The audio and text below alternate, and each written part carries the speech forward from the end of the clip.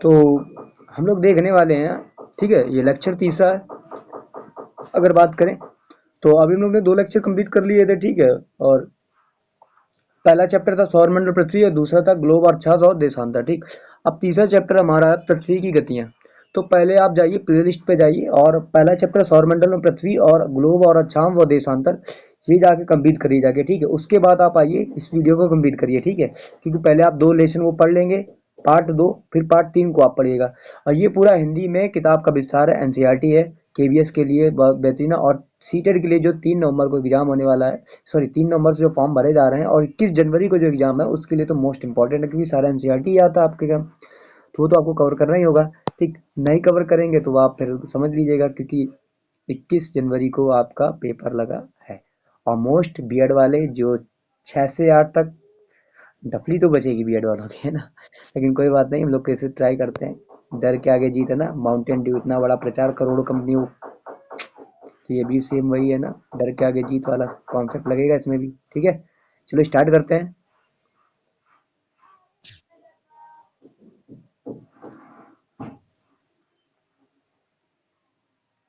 बिना किसी रुकावट के पढ़ें। चलो हो गया बिना किसी रुकावट के, चलो ठीक है। बात करते हैं, स्टार्ट करते हैं, ठीक है। और बात करते हैं इसकी।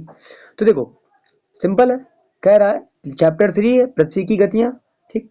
और पृथ्वी गतियां ये देख सकते हो किस तरीके पृथ्वी गति कर रही है अपनी, आपको इमेजिन करके भी दिखाया गया है। तो वीडियो को लास्ट तक देखिए, देखो छोड़ के मत जाना, दाम है वीडियो में। और ना मानो तो देख के दे जाना, ठीक है, देखना पूरी वीडियो को, स्किप करके मत देखना, पूरा देखना, 101 कॉन्सेप्ट मिलेगा इससे, ठीक है। स्टार्ट करो, चलो जूम करते हैं। और उससे पहले हम इधर आ जाते हैं, थोड़ा ऐसे है, ठीक। क्योंकि हम लोग जो होते हैं,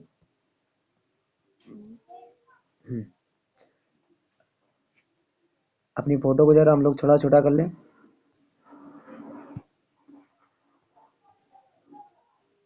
कोई छोटा हो जाए, ठीक हो गया छोटा, कोई बात नहीं। चलो स्टार्ट करते हैं। कह रहा है कि देखो ध्यान से, कह रहा है जैसा कि हम जानते हैं, ठीक, हम सभी जानते हैं, जैसा कि हम जानते हैं कि पृथ्वी की गति 2 प्रकार की होती है। वाकई मुझे भी पता 2 प्रकार की करती है, एक घूर्णन करती है और एक परिक्रमण करती है। भाई घूर्णन अपने अक्ष पर करती है, परिक्रमण सूर्य के चारों ओर करती है। कह रहा पृथ्वी का अपने अक्ष पर घूमना ही घूर्णन कहलाता है। तो भाई बच्चे बच्चे को पता है यार, जो लट्टू घूमता है वो अपने ही अक्ष पर तो घूमता है, ठीक। और सूर्य के चारों ओर एक स्थिर कक्षा में पृथ्वी की गति क्या कहलाती है, परिक्रमण कहते हैं। अब देखो सूर्य है, अब सूर्य क्या करेगा, चारों ओर चक्कर लगाएगा पृथ्वी को, तो वो क्या कहलाता है, परिक्रमण। जैसे गणेश भगवान ने शंकर जी के चक्कर लगा लिए थे, पूरा ब्रह्मांड का नहीं जो भी बताया था, पृथ्वी का पूरा चक्कर नहीं लगाया था, वो कह रहा यही हमारे माता पिता, यही हमारी पृथ्वी, कह रहे नहीं चक्कर लगा लो, वही सेम है। कह रहा पृथ्वी का अक्ष एक काल्पनिक रेखा है जो इसकी कक्षी बता दे 66.5 डिग्री का कोण बनाती है। कह रहा वह समतल जो कक्षा के द्वारा बनाया जाता है उसे कक्षीय समतल कहते हैं। मतलब एक ऐसा समतल जो किसी कक्षा के द्वारा बनाया जाता है उसको कक्षीय का समतल कहते हैं। कह रहा पृथ्वी सूर्य से प्रकाश प्राप्त करती है और पृथ्वी का आकार गोले के समान है। किसके समान है, पृथ्वी का जो आकार है वो गोले के समान है, इसलिए एक समय में सिर्फ एक इसके आधे भाग पर सूर्य की रोशनी प्राप्त होती है। कह रहा सूर्य के वाले भाग में दिन होता है और जबकि दूसरा भाग में सूर्य से दूर होता है। एक सूर्य से के पास होता है, एक सूर्य से दूर होता है, ठीक है।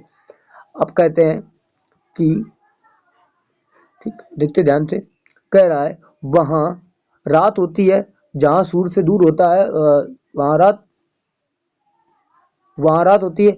ग्लोब पर वृत्त जो दिन तथा रात को विभाजित करता है उसे प्रदीप्त वृत्त कहते हैं। कह रहा प्रदीप वृत्त का मतलब क्या होता है, ग्लोब पर जो वृत्त को दिन और रात में विभाजित करता है उसे प्रदीप्त वृत्त कहते हैं। कह रहा यह वृत्त अक्ष के साथ नहीं मिलता है, जैसा कि आप देख सकते हैं चित्र में। कह रहा पृथ्वी अपने अक्ष पर एक चक्कर पूरा करके लगभग 24 घंटे समय लेती है, वो तो हमको ही पता है। कह रहा घूर्णन के समय काल को पृथ्वी दिन कहा जाता है और पृथ्वी की एक दैनिक गति है। क्या है, पृथ्वी की एक दैनिक गति भी है। आप देख सकते हो पृथ्वी का अक्ष का झुकाव और कक्षीय समतल देख सकते हो। तो ये देख सकते हो एक पृथ्वी का कक्षीय समतल है और ये एक मकर रेखा हमारी है, ठीक। ये विषुवत है और ये कर्क रेखा है, 66.5 डिग्री का कोण बना रही है और ये पृथ्वी के कक्षीय समतल पर लंब है और उत्तर ध्रुव पर 23.5 डिग्री, ठीक। अब देखो ये कह रहा है घूर्णन, कह रहा है घूर्णन के कारण पृथ्वी पर दिन और रात होना। किसके कारण होता है दिन और रात? पृथ्वी के घूर्णन के कारण दिन और रात होता है। आपसे पूछ दिया जाएगा किसके कारण दिन और रात होता है, तो घूर्णन के कारण ही पृथ्वी दिन और रात होता है। बिना घूर्णन के कारण नहीं दिन और रात हो सकते हैं, ठीक है। कि मान लो ऐसे ही आप खड़े हो और दिन और रात हो जाए, ठीक, गलत है। पृथ्वी जब घूर्णन करेगी तभी दिन और रात होगा, ठीक है, ध्यान रखिएगा अच्छे से, है ना। और क्लास 6 की एनसीईआरटी हम लोग कंप्लीट कर रहे हैं। देख सकते हो ये प्रदीप्त व्रत है और ये अच्छे हमारा उत्तरी ध्रुव है ये, और ये विषुवत ध्रुव और ये दक्षिणी ध्रुव है। उसके पहले हमने एक पॉइंट छोड़ दिया था, इसको पढ़ते हैं। कह रहा है आइए आओ करके सीखें, ठीक। कह रहा है पृथ्वी को दर्शाने के लिए एक गेंद लें, कह रहा है पृथ्वी दर्शाने की गेंद ले तथा दर्शाने के लिए एक जलती हुई मोमबत्ती गेंद पर शहर एक्स को दिखाने के लिए निशान लगाइए। अब गेंद को इस प्रकार रखिए शहर एक्स में अंधेरा हो और गेंद को अब बाएं से दाएं घुमाइए। जैसा कि आप गेंद को थोड़ा सा घुमाते हैं तो शहर में सूर्यास्त होगा। अगर आप गेंद को आप घुमाना जारी रखते हैं तो एक्स धीरे धीरे सूर्य की दूर चला जाता है और वहां सूर्यास्त हो जाता है। सेम करके देखना है। अब मान लो मोमबत्ती जल रही है, ठीक, शहर को यहाँ मान लो ये सूर्य है, अब यहाँ पर आपने एक्स लगा दिया। आपको जैसे जैसे इसको ऐसे घुमाओगे तैसे तैसे ये क्या होगा, अंधेरे की ओर जाएगी, अंधेरे की ओर जाएगी, जाएगी जाएगी जाएगी, ऐसे घूम जाएगी पूरा अंधेरा, ठीक, इस तरीके से। आगे दिया गया देखो, कह रहा है कि क्या आप जानते हो, देखो कह रहा है क्या आप जानते हो कि प्राचीन भारतीय खगोल शास्त्री आर्यभट्ट ने बताया कि पृथ्वी गोल है और अपने अक्ष पर घूर्णन करके घूमती है। किसने बताया था? आर्यभट्ट वैज्ञानिक थे जिन्होंने बताया था कि पृथ्वी अपने अक्ष पर घूर्णन करती है, ठीक। तो पता, अगर देखो बात सुनो, सेम है, कुछ नहीं ज्यादा मुझे ज्यादा डीप नहीं जाना है, ना ज्यादा गहराई जाना है। देखो आगे पढ़ते हैं इसके बारे में। कह रहा है अगर पृथ्वी घूर्णन ना करे तो क्या होगा? भाई देखो अगर पृथ्वी घूमेगी नहीं तो यार क्या दिन और रात होंगे? क्या बरसात होगी? क्या मौसम बदलेगा? नहीं बदलेगा भाई, जहाँ वहीं रहोगे। तुम सोचोगे कब नींद, कब सूरज ढलेगा, कब रात होगी, कब सोएंगे, गड़बड़ हो जाएगा। दिन ही दिन रहेगा तो सोओगे कब? कोई बात नहीं, दिन में भी ढूंढने पड़ जाते हैं।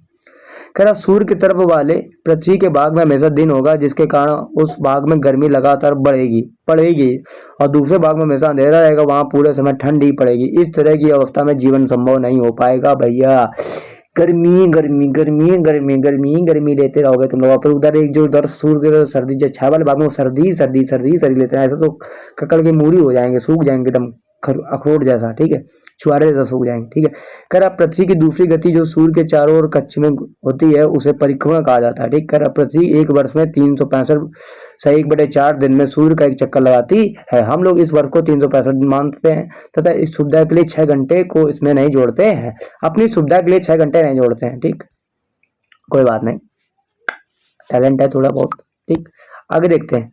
अब भाई देख लो, सबसे अच्छा स्क्रीनशॉट मारो, स्क्रीनशॉट मारो जल्दी से, स्क्रीनशॉट मारो, स्क्रीनशॉट जल्दी से मारो, हाँ जल्दी से मार लो स्क्रीनशॉट भैया। देख लो उत्तरी ध्रुव, ठीक। अब देख लो कह रहा है बसंत ऋतु विषुव पर 21 मार्च पे, दक्षिण ध्रुव उसमें क्या 21 मार्च को होती है शरद ऋतु, 21 मार्च बसंत विषुव, ठीक, शरद ऋतु होती है। अब आगे कह रहा उत्तरी गोलार्ध में ग्रीष्म ऋतु में उत्तर अयनांत जो 21 जून को होता है, दक्षिणी गोलार्ध में शीत ऋतु होती है। आगे कह रहा है शरद ऋतु, ठीक, विषुवत पर 23 सितंबर को बसंत ऋतु। आगे कह रहा है कि दक्षिण अयनांत 22 दिसंबर को दक्षिण गोलार्ध में ग्रीष्म ऋतु तथा उत्तरी गोलार्ध में शीत ऋतु होती है। अभी आपको स्क्रीनशॉट ले लेना, बहुत बढ़िया स्क्रीनशॉट ले लो, इसको पढ़ लो अच्छे से, ठीक। कह रहा पृथ्वी का परिक्रमण एवं ऋतु है, ठीक। आगे कह रहा है देखो ध्यान से, कुछ तो है नहीं इसमें, और कुछ था और कुछ तो नहीं, पीछे छूट गया, कोई बात नहीं, नहीं छूटा है, ठीक है, कंप्लीट कर लेंगे हम लोग, कोई दिक्कत नहीं, छूटा नहीं, बस नहीं है। कह रहा आगे देखते हैं, इसको जूम करते हैं हम लोग। हाँ अब देखो देखो कह रहा है कि सिंपल कह रहा है 4 वर्षों में प्रत्येक वर्ष के बजाय कि हमें बचे 6 घंटे मिलकर एक दिन यानी 24 घंटे के बराबर हो जाते हैं प्रत्येक वर्ष के बचे हुए 6 घंटे मिलाकर, ठीक, 4 वर्षों में। इसीलिए 4 मतलब लीप ईयर शायद 4 का भाग किया था, जो रीजनिंग वगैरह पढ़ते हैं 4 का भाग किया था जब लीप ईयर होता है, शायद यही है ना, ठीक, समथिंग यही है, ठीक। फिर इसके अतिरिक्त दिन को जब फरवरी के महीने में जोड़ा जाता है, इस प्रकार प्रत्येक चौथे वर्ष फरवरी माह 28 के बदले 29 का हो जाता है। इस वर्ष में जिसमें 366 दिन होते हैं उसे लीप ईयर कहा जाता है। कह रहा जिसमें 366 दिन होते हैं उसको क्या कहते हैं, लीप ईयर कहते हैं। कह रहा पता लगाई कि अगला लीप वर्ष कब आएगा, कब होगा। अरे भैया हमें क्या पता होगा, पता ना हर 4 साल बाद लीप ईयर होगा। ठीक, कह रहा चित्र 3 पॉइंट स्पष्ट हो गया। पृथ्वी दीर्घवृत्ताकार पथ पर सूर्य के चारों ओर चक्कर लगाती है। भाई एक ही क्वेश्चन आता है, पृथ्वी किस आकार में चक्कर लगाती है, तो कौन सा दीर्घवृत्ताकार होगा, दीर्घवृत्ताकार पथ।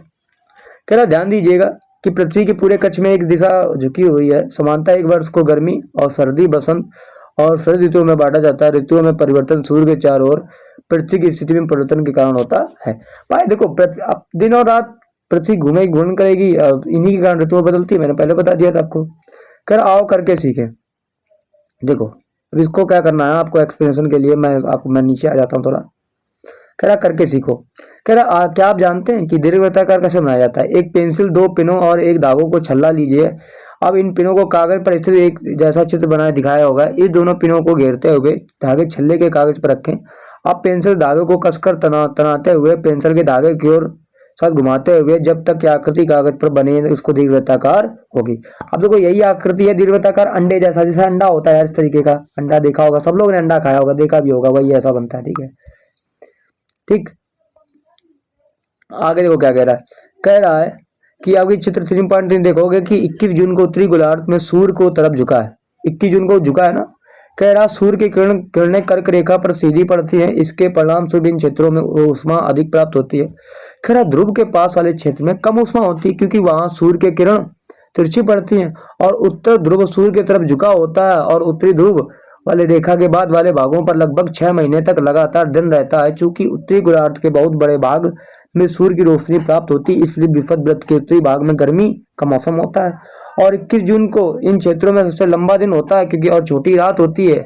पृथ्वी को इस अवस्था में उत्तरायणांत कहते हैं। भाई 21 जून को क्षेत्र में सबसे लंबा दिन होता है 21 जून को, और रात छोटी होती है। ठीक, तो ये तो पता याद कर लेना, 21 जून को सबसे बड़ा दिन होता है। ठीक, फिर कह रहा 22 दिसंबर को दक्षिण ध्रुव के सूर्य की ओर झुके होने के कारण मकर रेखा सूर्य की किरणों में सीधी पड़ती है।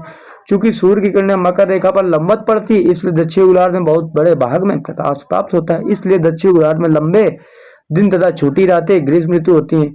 ठीक, इसके ठीक विपरीत स्थिति उत्तरी गोलार्ध में होती है और पृथ्वी की इस अवस्था में दक्षिणायन कहा जाता है। क्योंकि आप जानते हैं कि ऑस्ट्रेलिया में ग्रीष्म ऋतु में क्रिसमस का पर्व मनाया जाता है। ग्रीष्म ऋतु में ऑस्ट्रेलिया में क्रिसमस का पर्व मनाया जाता है।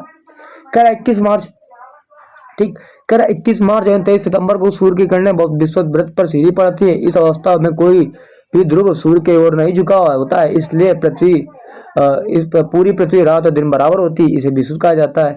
21 मार्च और 23 सितंबर को दिन और रात बराबर होते हैं, याद कर लो। 21 मार्च 23 सितंबर को विश्व वानिकी दिवस मनाया जाता है। 21 मार्च को विश्व वानिकी दिवस, क्योंकि दिन और रात बराबर होते हैं, इसे विषुव कहा जाता है। क्योंकि 23 सितंबर को उत्तरी गोलार्ध में शरद ऋतु होती है जबकि दक्षिणी गोलार्ध में बसंत ऋतु होती है। और 21 मार्च की स्थिति में विपरीत दिशा, जबकि उत्तरी गोलार्ध में बसंत ऋतु और दक्षिणी गोलार्ध में शरद ऋतु होती है। भाई वही है। इस प्रकार स्पष्ट है कि पृथ्वी के घूर्णन और परिक्रमण कारण ही दिन और रात और ऋतु में परिवर्तन होता है। मैंने अभी पहले बता दिया था कि पृथ्वी घूमेगी नहीं तो दिन रात होंगे नहीं। ठीक है,